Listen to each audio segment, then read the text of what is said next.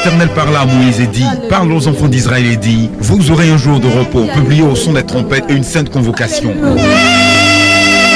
La montagne des serments présente le son des trompettes. Le son des trompettes, c'est votre émission d'histoire tirée de la Bible, d'instruction spirituelle et de communion avec Dieu. Le son des trompettes, tous les dimanches de 22h à minuit sur Radio Élite avec...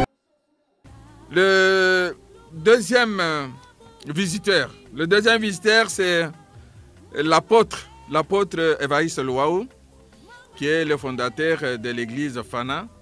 Fana, c'est la fondation Nouvelle Alliance, apostolique Nouvelle Alliance, Fana. Donc, il est... Je suis un Dieu, le Dieu comme moi, en esprit. Quand je marche, ce n'est pas moi, mais Christ en moi. Sécurité, ma sécurité ici-bas. Je suis protégé par la mer, Seigneur. Mon voyage ici-bas. C'est la volonté du Seigneur. Je suis un Dieu, mais Dieu dans moi, en esprit. Quand je marche, ce n'est pas moi, mais Christ en moi. Je suis un Dieu, mais Dieu dans moi, en esprit. Quand je marche, ce n'est pas moi, mais Christ en moi.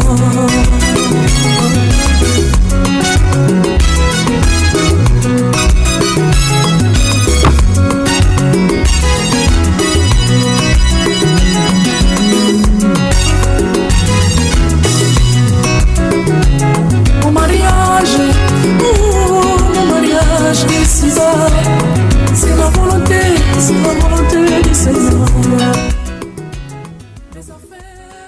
Mesdames et messieurs, mes frères et sœurs en Christ, je vous salue au nom de Jésus.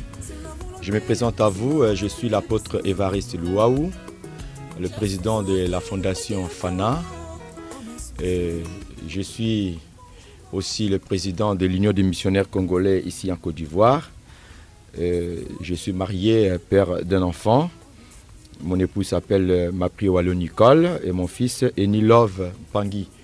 Alors pour commencer, je voulais dire merci au révérend Luingo Imadiba et ainsi que son épouse et maman Clémentine qui nous accompagne. Que mon Dieu te bénisse. Amen. Je crois qu'il n'y a point de hasard auprès du Seigneur. Amen. Le Seigneur a prévu ce temps pour que nous puissions parler de son nom, ainsi manifester sa puissance. Amen. Je voulais dire aux auditeurs qui nous suivent à ce moment sur la radio Élite 104.FM que ce soir vous êtes bénis par cette émission. Amen. Je crois que le Seigneur va vous visiter d'une manière spéciale. Amen. Car il y a une onction particulière qui accompagne mon ministère. Amen.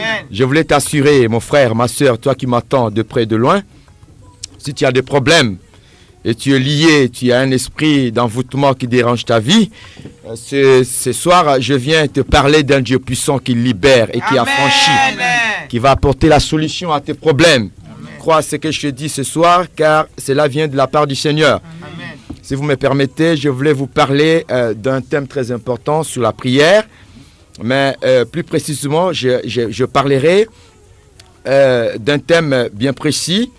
Écoutez-moi bien, le diable attaque ce qui fait notre force. Amen. C'est ça que nous allons développer par la grâce de Dieu. Alors, vous allez comprendre avec moi que le diable n'est pas n'importe qui. Il n'est pas bête. Il sait comment Dieu nous a créés. Et qu'est-ce que Dieu a fait pour que nous soyons aujourd'hui appelés ses enfants? Avant que nous soyons enfants de Dieu, nous étions d'abord dans le monde. Nous avons servi le diable, mais par le sang de Jésus, comme le révérend Go l'a si bien dit, le sang de Christ nous a rachetés, et par le sang de Jésus, nous sommes devenus des enfants de Dieu, Amen. Et nous faisons partie maintenant du royaume de notre Père. Amen. Et sache-le bien que le diable n'est pas content. Alors, qu'est-ce que le diable cherche dans la vie d'un enfant de Dieu? Ce que le diable cherche, c'est ce qui fait sa force. Aujourd'hui, tu pries, il y a des démons qui sortent dans les corps des gens, il y a des maladies qui sont guéris, tu travailles, tu as un bon poste, le Seigneur t'a élevé, mais le diable, ce qu'il cherche, ce n'est pas ton élévation, mais ce qu'il cherche à détruire, c'est la base, la source. Qu'est-ce qui fait ta force? Qu'est-ce qui fait que tu es arrivé là? Et lui cherche à découvrir la force et pour la détruire.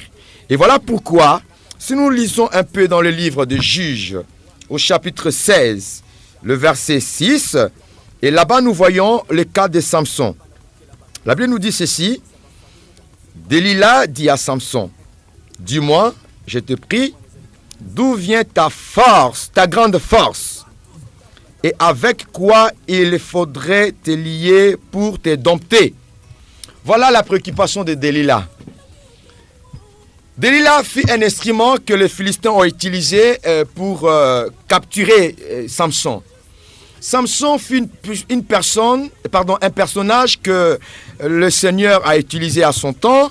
Il est né avec une force surnaturelle et ce dernier faisait peur aux Philistins. Avec un mâchoire d'âne, il a pu frapper au moins 1000 personnes et tuer ces 1000 personnes. Et cela a été vraiment quelque chose d'horrible auprès des Philistins pour voir, mais comment cette personne a telle puissance, une force extraordinaire. Il voulait découvrir la source de sa force, de sa puissance.